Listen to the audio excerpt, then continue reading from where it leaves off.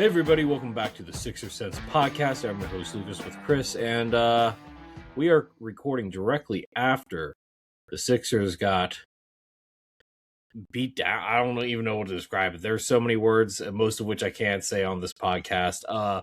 We got destroyed in this game one against the Boston Celtics, Chris. Look, I'm going to resend my prediction of Sixers winning in 6. That's not happening now, clearly. Yeah, let's talk about it.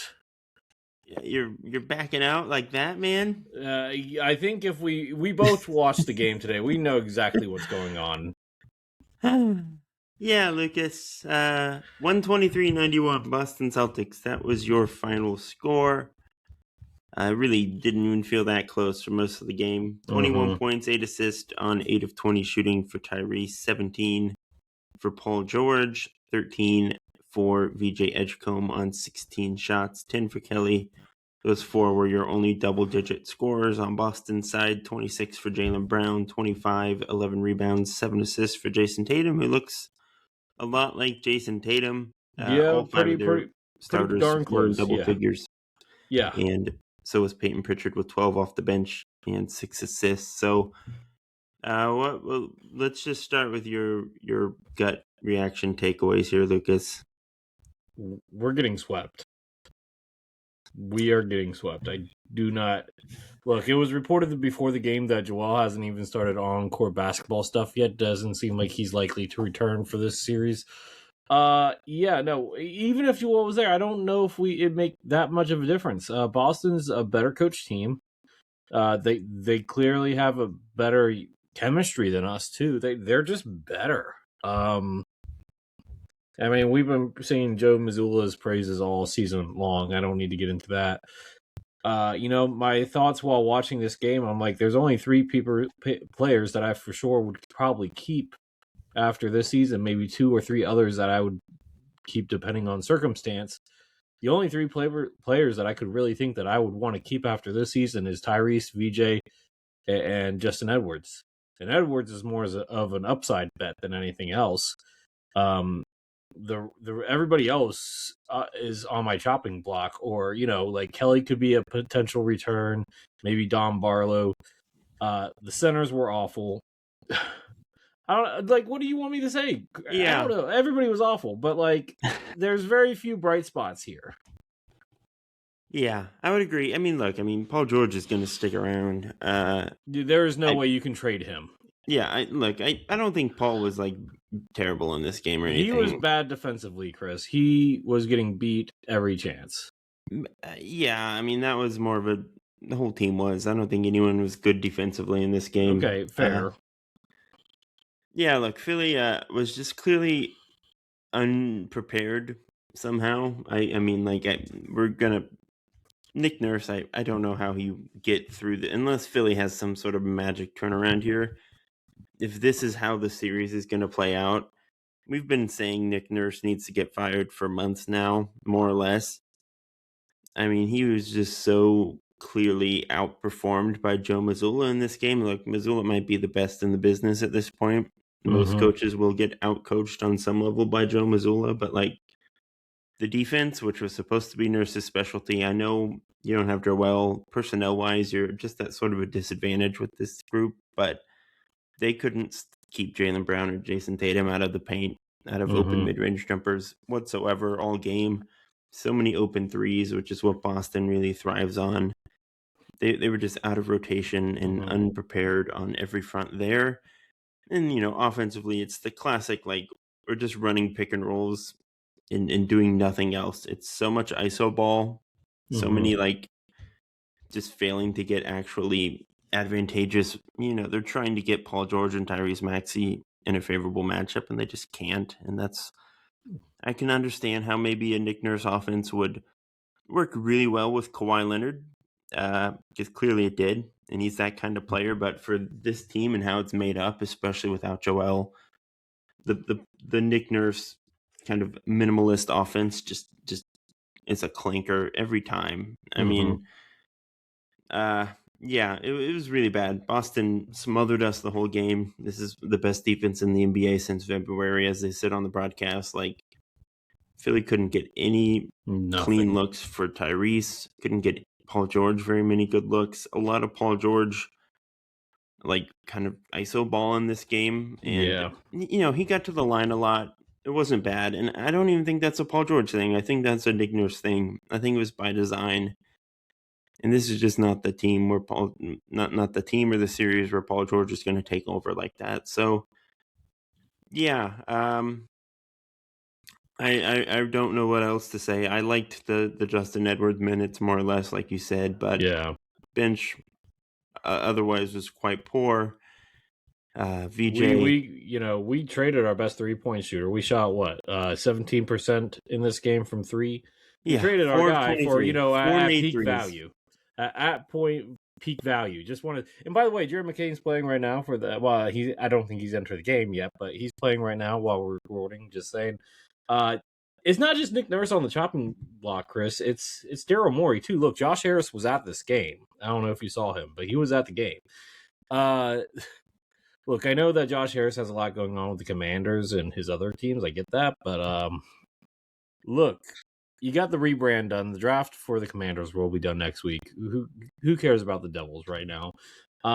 What you should be caring about is how bad the Sixers are looking, and you need to give that franchise a little bit more attention. Look, I think I'm ready for a complete teardown if we can. I don't know how. I don't know. I don't want to trade Tyrese Maxey, but look, at this point, if you can get rid of Paul George, Joel Embiid, and you say that, hey, build around VJ, and you can get a haul, and I'm talking about like a haul for Tyrese Maxey. I'm talking about like at least 4 to 5 first-round picks. Then come talk to me. But I don't think that's happening. I don't think Tyrese is going anywhere. I don't want him to go anywhere. But I think that it's time for a teardown. Look, the process failed, and maybe we don't do a process level teardown like we did 10 years ago. But something needs to give here, Chris. Something needs to give, and something needs to change. You can't run it back. Look, with this roster, you may or may not be right. There is still a part of me that wants to see Joel with like a good coach. He really, since Brett, and there's plenty of debate about how good Brett was, but Doc was such an obvious, wet paper towel, and Nick Nurse is maybe even worse. Like, I want to see Joel and Tyrese and Paul George and Edgecombe. On paper, this is a good team that you can fix. It can be competitive even with all the uncertainty around Joel if you're factoring in that he's going to miss 40 games. But, okay, fair enough. How do you fill out the rest of the roster around them to compensate for those 40 games? You can't, not with all three of them. If you can even get rid of Paul George, which is the hardest one to get rid of, by the way, just putting that out there. He is the hardest one to get rid of. I don't know. I think Joel might be harder at this point, but sure. I think you could still get somebody to buy in on Joel, but agree to disagree on that one. Well, I'm sure we'll have plenty of discussions this offseason about it, but even if you can get rid of that, like Paul George, who is essentially, 3-and-D at this point, with the occasional breakout game, it's just, you can't build around this team. And let's talk about options. I don't think that's true. I mean, I don't think. Okay, let's just a good center or a good wing defender at 23, and you're halfway there. Like, they don't need that much. Chris, when this team, they need a better coach. That is like the main issue. Let's talk about it. We talked about Sam Cassell before. There are other options. Let's talk about it. Okay. Let's talk about it. Okay. So I forgot about this one. Taylor Jenkins. He's out there in the ether. Not a terrible coach. Okay. Then who else? I mean, look, I can pull up the Athletics. I'm writing about this right now for Golden State. The Athletic put out a good article about like guys who are kind of buzzy in NBA circles right now. The top of the list is Sean Sweeney, who is the associate head coach in San Antonio right now. He was worked under Jason Kidd and Dwayne Casey. Okay. And now Mitch Johnson. Okay. Obviously, Chris Quinn in Miami, Mike Inori in Minnesota. Okay. His son is on the Phillies on the Phillies Double-A minor league team right now. Worth noting.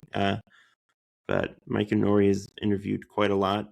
He's Minnesota's lead assistant right now. What about David Vanterpool? I think he's a guy. Is he on the list? He's not. I remember he's a guy that's been circulated before, at least. Yeah. He's. I don't believe he's on this list. Oh, okay. He's an assistant in Washington right now. Yeah. Okay. I don't know how much credit that's going to get him, but they have Johnny Bryant from Cleveland. They have Adam Caphorn from Washington as a guy who he was like the coach of the Australian national team. Has coached some G League teams in the past. They mentioned DeMario Carroll. He's in Phoenix right now under Jordan Ott. DeMario Carroll, former the player. Yeah. Oh. Jared Dudley has a funny history with the Sixers, but that would be a full circle moment. Been a good head coach or a good assistant. Sam Cassell, we've already said him. Couple college guys like Todd Golden at Florida or Dusty May at Michigan who just won it all. I don't think Dusty's going anywhere right now. I doubt it. I think Golden would be maybe the better play there, but Nate Oates at Alabama is another one they mentioned. John Shire at Duke, which probably isn't happening, but if I'm John Shire, I am not leaving Duke. If you get hired at Duke and you have success, you stay at Duke. That's my thing. He hasn't had, he's that top level success yet. Okay, not top level, but he's been consistently pretty darn good, Yeah, he's good at the recruiting stuff. He's a good coach. I think he's better than he gets credit for, but he's had some bad luck too, so Lamar Skeeter, 36-year-old in Charlotte under Charles Lee. Mike Coach Skeeter. Now you're making me think of OKC. You might be too young to remember this show, but there was a show called My Cousin Skeeter. When you said Lamar Skeeter, it made me think of that. I don't know if do you remember that show? Were you alive? No. Mike, look it up. It was It's a Nickelodeon show about My Cousin Skeeter, and Skeeter was a puppet. So just throwing that. It sounds vaguely familiar. If you saw the trailer, you probably remember. Yeah. It. Okay. Yeah. Anyway, Jarrett Jack. Another former player. Hey, Jared. I like Jared. I like playing with Jared Jack on NBA 2K. Just throwing that out there. According to the Athletic here, Cade Cunningham has credited Jack with his development in teaching him how to run an offense. So could be good for Tyrese and VJ in theory. Some same Cassell vibes there. But yeah, look, you can find a better head coach than Nick Nurse. I don't think the bar is very high. Let me ask you, who's been the better head coach? Doc Rivers or Nick Nurse? 100% Doc. Yeah, Doc. Okay, good. At least we can agree on that one. Doc's problem was never X's and O's. It's about player relationships. No. That's his thing, right? Like reaching the younger generation of players. He was great in the 2000s because you had a different mentality then, but now he doesn't relate to players anymore. He just doesn't. But as an X and O's, he's a good guy. I'm going to just read this one. Another guy from the list is Patrick St. Andrews in Portland right now, who obviously is going to have a lot to figure out this summer. Doesn't seem like they're going to keep Tiago Splitter, who would be an interesting option. I don't hate what he's done in there. Is that crazy to say? Me neither, but St. Andrews... I think he needs a little bit more seasoning before he gets his second head coaching job. But I do like what Tiago's done. I'm just going to quote here. Former Sixer. St. Andrews is basically their offensive coordinator. Quote, "He is all about motion and putting together an attack. Screening, cutting, ball movement, and pace are his forte." That's what I want. I want a coach who actually has a game plan, who has guys move the ball and buy in and run like an actual functional system. That's the kind of thing I'm looking for. We would need the players for that, and our 2 out of our 3 max players are not really into those style of offenses. Well, get them into it. They got it. They just haven't been coached by someone who likes that style of offense. Do you honestly think Joel wants to be constantly moving at this point of his career? He wants to post up in the high key. You don't need Joel sprinting around screens, but you can have him doing more DHO, more motion stuff, getting Tyrese and everyone going downhill that way more. Like, there are ways to use Joel that don't require him like sprinting side to side the whole possession. That's not what I'm saying. But you can get Paul George and Tyrese and VJ. These are guys who can run and hit movement shots and do fun things. It's very possible with this team, I think. Look, that's cool. Look, you're not trading Joel. It's not going to happen. I think it's more likely the trade. I can talk myself into team. I went on a trade machine with Spartek, right? And did this upcoming off seasons. I found teams that would make sense for Joel. I could not find a team for Paul George. I could not find a team for Paul George that made sense trade-wise. Every team wants a 6'9", 3-and-D wing. But price-wise, it's just, I don't think it's going to happen. And, I don't know if trading Joel is really worth it. There's still some upside there. You could still just get lucky once. He's the unluckiest player in the NBA history. I know, man, but he's more unlucky than Bill Walton, and that's saying something. You just got to get one time. It just has to happen once. And Chris, I'm so invested in the Joel Embiid project at this point. I don't want to attach picks. I don't think that's worth it. I don't think. No. If you have to attach picks, you're not trading neither one of them. No one is giving up real value for Joel. I'm not saying that you get real value. I say you get off the contract. Fake value is necessarily worth it. I think it is. I think it's time to get off. No one is going to take that contract. I love Joel, and I'm not trying to say that I'm a Joel hater. Look, I'm wearing a Joel Sixers right here. Okay, I'm not saying that you don't take money back. I'm saying you don't take long-term money back. That's the thing. If you can get off of whatever contract in a year or two, say a Zach LaVine trade for Joel. Look, you can get off of Joel in a couple of years though. No, you have Joel's entry. Is 2 years of LaVine better than 3 years of Joel? Is that really worth it? No. I don't know, man. Look, that 1 year sooner that you can theoretically get off this money, you're still wasting 2 years with VJ, Maxey, and LaVine together. That's not worth it. It's not. This is just it's painful. Still really good when he's out there. This is painful, Chris. Every single playoffs, it's just he's had. You know what? He's already had his one lucky year. You want to know what year that was? Where he was not injured in the playoffs. There was one playoffs. Do you remember which one it was? Yeah, it was the Toronto series, and he was not 100% in that series. No, it was the bubble year. He was healthy. Ben was out. Yeah, okay. Well, like I said, I want it to happen with a good coach. I just want... That was Brett Brown. You just said Brett Brown was a good coach. They weren't ready yet, okay? And no, they had the Al Horford situation. That's what happened. And Shake Milton was your backup point guard. This is the best team Joel has been on, personnel-wise. Without a doubt. You get a VJ year 2 leap. You have Maxey coming into a stardom. You get a decent coach and 1 or 2 solid role players at positions of need, and you can build this team to where they don't completely fall apart without Joel. Okay, that is a possible outcome. Look, I think what we need to do after this series is over is say who stays and who goes. I think that has to happen. I agree. You can get rid of Morey. You can get rid of Nick. No, I'm talking about players. You can get rid of everyone who isn't one of the 4 guys that are paid the most in VJ. It's Paul George, Joel, and Maxey aren't going anywhere. We can probably accept that. You're not getting rid of VJ. Everyone else is fair game. I agree with that. You don't need. I don't know if I would give up on Edwards yet, but okay. Yeah, well, look, Edwards and Bona, those guys are under contract, so they're probably not going anywhere. Not Bona, Barlow, those guys are probably going to stick around too. You're not going to get anything for them in a trade, but all the expiring guys.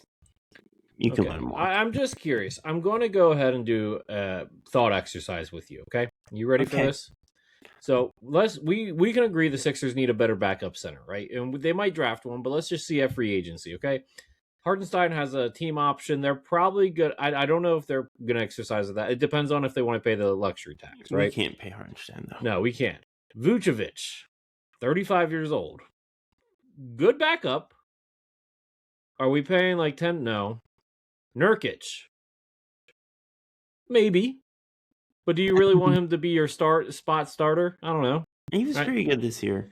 He gives you some of what you need. Zach Collins. No. Talk about injury history, right? Mitch Robinson. We're probably not going to be able to afford him. Robert Williams. Injury history. Mo Wagner. Injury history. Brooke Lopez. 38 years old. DeAndre Ayton. Maybe. but I know you don't like him, so let's just not even entertain. Would you want DeAndre Ayton as Joel's backup? No. Okay. Kayvon Looney. Maybe, but he's kind of getting up there now. Here's what I'll say. Mm-hmm. I'm at the point where I would be comfortable saying that my ideal outcome in the draft would be to stay put, don't trade the pick, and if you can get Modius Krivas out of Arizona, like I've said, which I think is very possible if he stays in the draft. Yeah, I like him. You can get a 7-2 guy who's just really solid on defense and can do the pick and roll stuff with Maxey and VJ and has like a durable frame. That is the kind of thing I would like to see. If he goes back to Arizona or whatever and there isn't a decent center at 23, I think you go after like a big wing who can defend. Those kind of guys will be available on some level. You don't want to hold up. You don't want to get the guy from the center from North Carolina, because I like him. I don't think he's gonna. I think he could also go back, and I don't think he's the level of defender. Okay. That you want in this hypothetical. Okay. But he's solid. And look, Taurus Reed out of UConn is a senior. He will definitely be available. Mm-hmm. I'd be interested in Taurus Reed depending on how many guys stay and go. But okay. Nick Richards, another free agent that could be available. That seems reasonable for us to get. Maybe Jackson Hayes. I don't really like Jackson Hayes all that much. Yeah. Look, Thomas Bryant seems a little spent at this point. I would not be opposed to re-signing Drummond. You're gonna. I wouldn't hate the Drummond thing. I don't. If you can improve enough elsewhere, if you can just get a couple solid role-playing wings in there and one more guard who can handle the basketball, then you can probably live with Drummond and Bona. Yeah, Bona could get better. Bona's not like a set in stone. This is what he is. He's a really crazy athlete. There's some upside there. Okay, yeah, let's talk about guards for a second, because I don't think Grimes comes back. It makes no sense to bring back Grimes. I'm sorry. I don't know. I mean, I wouldn't count it out, but you need to have someone. You can't afford a Dusuma. He's going to get paid. Clarkson's too old. No on the Westbrook thing. Clarkson's not the worst idea. He's 30. He's going to be 34 next year. Yeah, but I don't know, man. Let's see. Landry Shamet. You could talk me into Landry Shamet. Yeah, I don't know if he's like exactly what they need, but he's. I mean, look, he's a liability defensively, but he shooting and ball handling. Yeah. Look, Colin Calep's. Oh no, Colin's going to get paid, and he probably stays in Phoenix. Javon Carter's too small. Brandon Williams? I think he probably stays in Dallas, right? Yeah, we're getting into the not everyday player territory. Tyus Jones? Maybe? Maybe. It wasn't his best year, but... No, it wasn't. But you could, bounce back maybe. I don't know. Yeah. There are options. I'm not saying it's easy, and you're going to have to get creative. You're going to look at whether it's Morey or someone else. They're going to have to, really put their pedal to the metal and try to build out the margins of this roster any way they can. But really, I truly think a better coach, a more creative offensive coach, could make up a lot of ground and just make this team more interesting, with or without Joel, come the postseason. So let me ask you: George get hurt again? Could Maxey's knee give out after all this usage? Whatever, all that stuff is. We can play the hypothetical game. Maybe it just all goes up in flames again. Always possible, maybe probable with this team. We're kind of stuck with the team, really. But that's what I'm saying. I just want you to do a better job with this group. And I'm not going to try to talk myself into some full-blown teardown. That's not going to happen. They're probably not going to tear... As much as I would like them to, it just seems theoretically impossible. Improbable, I'll say. Improbable. Yeah. I do want to say this for all the Sixers fans that love this player. You could always, bring back a souped-up version of Don Barlow and you reunite Ben Simmons with Joel Embiid this offseason. If Ben's back, I don't think Ben Simmons is anything like Don Barlow. You don't think so? Defensive glue guy? They're way different on defense. Ben's a perimeter defender. That's true. But would you welcome back Ben Simmons if you knew his back was healthy? Look, if it's on the minimum, I'm willing to give it a shot. Yeah, same here. But minimum outside of that, no way. I wouldn't put any real eggs in that basket. No, that's fair. That's fair. All right. I think we're done. I think we got all of our frustrations out on that one.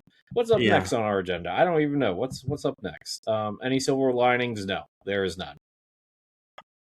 Let's just run through our revised awards here real quick. Oh, yeah, that's right. We should go ahead and do that. Yeah. Luka Doncic and Cade Cunningham have both been given the special. Hang on, Chris. You forgot your whoosh. I just did the whoosh. Okay. All right. Cade Cunningham and Luka are both eligible officially. They got their special exceptions. I don't know why Cade did, because he was hurt. He had a collapsed lung. It wasn't like an actual special circumstance, whereas Luka was just overseas for the birth of his kid. But Anthony Edwards did not get his special exception. They don't. Ultimately. I don't think the NBA office likes Anthony Edwards. I like Anthony Edwards. I do too. I'm not saying that does he make questionable personal choices? Sure, but that's none of my business. Yeah, look, Doncic and Cade are both like spoilers, like top 5 MVP candidates and first team All NBA guys. So we're gonna just run through real quickly our updated ballots. I also changed my most improved ballot a bit. Oh, you did? The Danish Jenkins train. I think I was getting too cute with that. So yeah, thank you for. So hold up. What are we going through? Oh, actually, hang on. Let's just run through all of it real quick. We don't need to expand because we've talked about most of this. But let's just list our MVPs and our go down the list basically. Okay. You have all of it pulled up? Yeah. It's all in one document. I'm good. Let's start with MVP. Who's your 1 through 5? SGA's 1, Jokic's 2, Wemby's 3, Luka's 4, and Cade's 5. I have the exact same list. Yeah, right. I don't think that's my all NBA first team as well. Okay, mine too. Yeah. Okay, cool. Defensive player of the year, I don't think has changed. Mine is Wemby, Chet, and Derek White. Yeah, mine hasn't changed either. Wemby, Cason Wallace, Ashore Thompson. Okay, rookie of the year, Knipple, Flag, Edgecombe. I think we agree there. Yeah. Sixth man of the year, I had Reed Shepherd, Jaime Jaquez, and Keldon Johnson. See, I had Jaime Jaquez, Ayo Dosunmu, and Reed Shepherd. Okay. Most improved, I'll give it to Ryan Rollins. I'll put Nickeil Alexander-Walker second and Jalen Johnson third. Ooh. See, I still have Denny's still number 1 for me. Ryan Rollins is second, Jalen Johnson's third. Okay. Yeah. Coach of the year, it was Mazzulla, Bickerstaff, and Charles Lee for me. Joe Mazzulla, Charles Lee, Jordan Ott. Okay. Clutch player of the year. Clutch player of the year, whatever. Shea, Tyrese, Kawhi. Kevin, Jamal Murray, Kawhi. Kevin Durant. Oh, sorry, Kevin Durant. Sorry. Not that there are that many Kevins. All right, my All-NBA first team, Lucas. Like you said, Shea, Jokic, Wemby, Luka, Cade. We agree there. Yes. What does that leave you for second team? Second team is Jaylen Brown, Jalen Johnson, Donovan Mitchell, Maxey, and Kawhi. Okay, mine is Tyrese Maxey, Donovan Mitchell, Kawhi Leonard, Jalen Duren, and Jaylen Brown. Okay, I get it. Third team. Third team is Denny, Jamal Murray, Kevin Durant, James Harden, and Jalen Brunson. All right, mine is Jalen Johnson, Jalen Brunson, Chet Holmgren, LaMelo Ball, and Jamal Murray. Okay, yeah, I get it. All right, not me.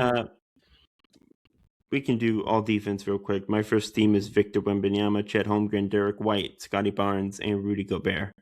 My first team is Wemby, Cason Wallace, Ashore Thompson, Chet Holmgren, and Scotty Barnes. Okay, my second team was Cason Wallace, both Thompson twins, Asar and Amin, and Bam Adebayo and Steph Castle. My second team was Derek White, Dyson Daniels, Masu Diabate, Nemes Keita, and Donovan Clingan. All right. All rookie first team for me was Khan, Knipple, Cooper Flag, VJ Edgecombe, Dylan Harper, and Maxime Reynaud. Okay. I think I wanted to change this because I thought I had somebody on the list. Who was the player that I thought didn't qualify for this? Colin Murray Boyles. Colin Murray, Boyles. Yeah, let me change mine real quick. Give me a second. Looked pretty good in Toronto's game 1, despite them getting run out of the building there.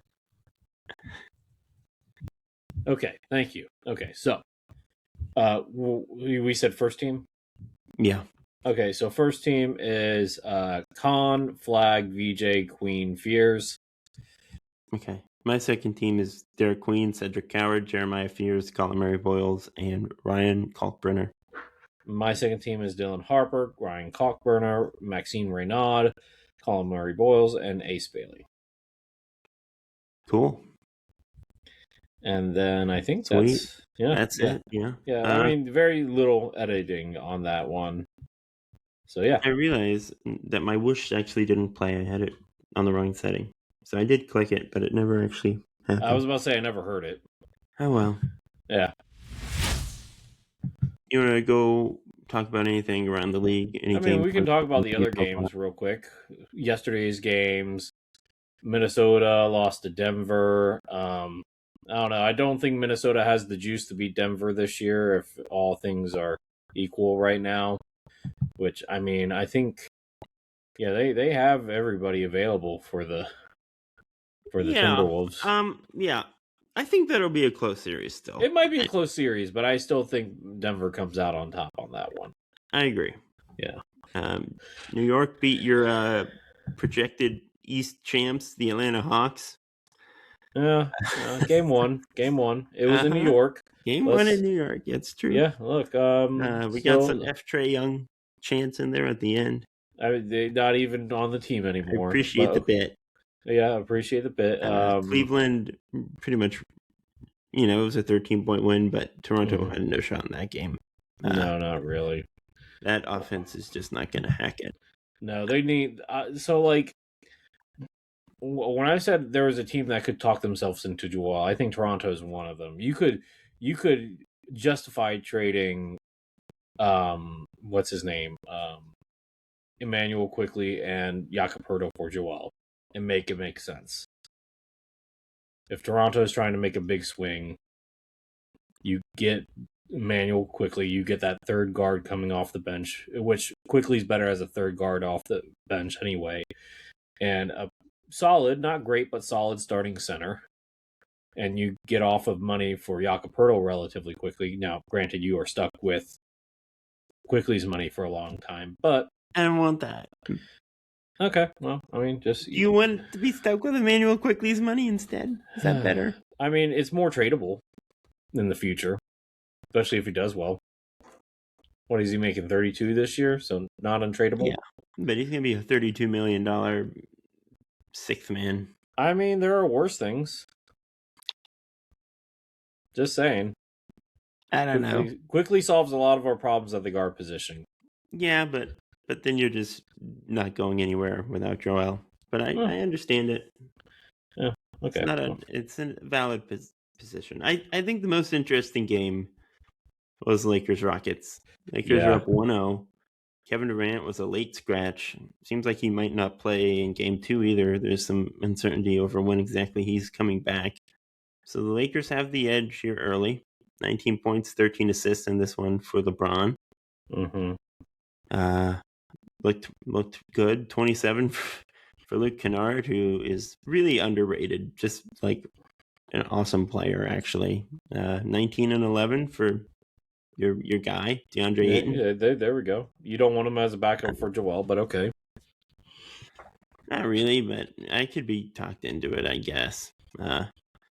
Luke Kennard, by the way, is shooting almost 45% from 3 this year and was almost shooting 50% with the Hawks before he got traded. He's shooting 45% with the Lakers. Hold on, let me get his actual season average in here. It's too late. Whatever. He's really good at shooting the basketball. He was 5 for 5 in this game. Houston's offense is really mucky.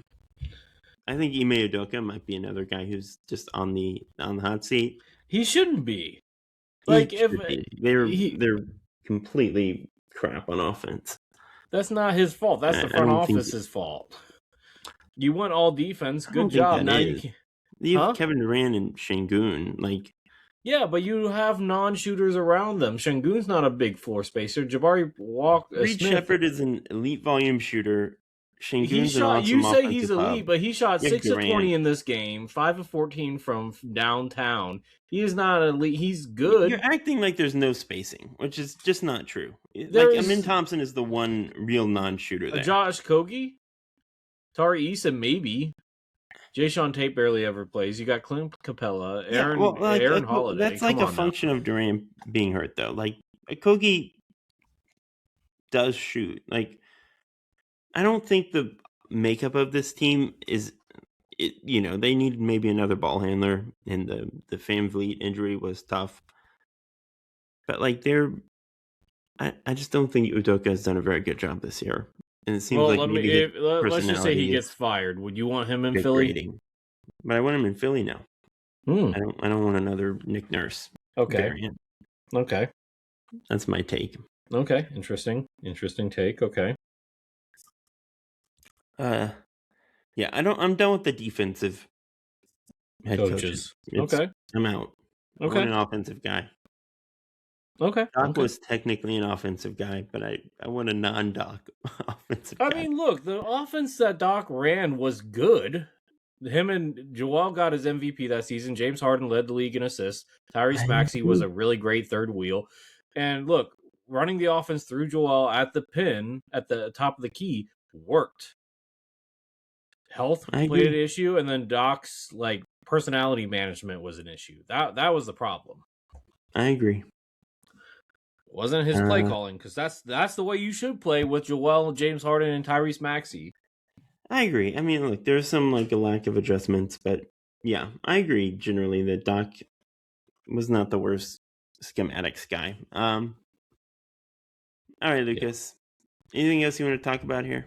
Well, let's see here. Right now, the Phoenix Suns are getting blown out by the Thunder. That's not surprising. 24 to 45. Let's not talk about today's game because it'll just be outdated. I mean, yeah, that's 2 seconds. So can we just talk about how Orlando flipped the script on us? Because we thought it would be the Hornets playing the Pistons, and then Orlando's just like, no, we're gonna take this game personally and just shut down everything that Charles Lee has been doing for the past 3 months, 4 months. Yeah, I do think we underrated that was kind of a bad matchup for Charlotte. Yeah, that was surprising. Look, good for Paolo. Good for Orlando. They can get. Honestly, I think that'll be maybe even a fun series with that. Could be a fun series. I think they kind of mirror each other in interesting ways, and neither is the best offensive team at times. So that could be a slugger. Funky. Yeah, I think Detroit will win in 5 or 6 at the most. But I think it's 6 games. But Portland. Look, Denny, love his play. We'll see what happens. Man, San Antonio could be a problem. We'll see. San Antonio is winning. Look, they do have a center that, in theory, well, no, not really. Donovan can't move his legs to keep up with went beyond the perimeter. But we'll see. Hey, anything could happen, right? It's not happening. Not happening. But I think that's pretty much it. All right, we'll be back. So hang on. Yeah, just real quick, Chris. What are you doing for the NFL draft? And who do you want your team to take? I don't know. Just as a podcast. Know. Give me Drew Aller in the 5th round or whatever. Okay. Who's your team again? Eagles. Okay, so you want to replace Jalen Hurts. Okay, gotcha. No, not really. I mean, Drew Aller's not going to replace anybody, but I don't know. I guess we need an edge rusher. Yeah. Should be someone that falls.